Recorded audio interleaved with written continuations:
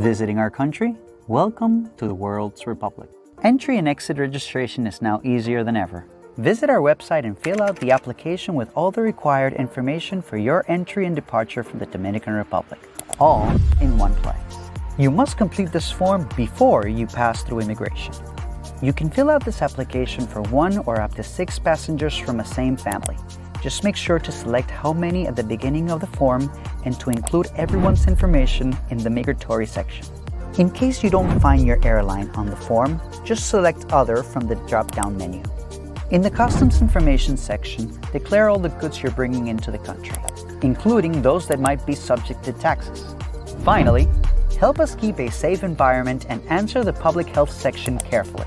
Specify all the countries you visited or transited in the last days. Let us know if you feel any symptoms, and type in all your contact information in case we need to reach you. It's very important to fill out this form correctly.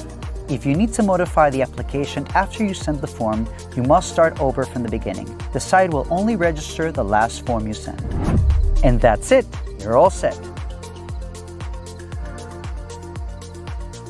When you leave the country, you don't need to show the QR code. However, you do need to fill out the migratory information form again.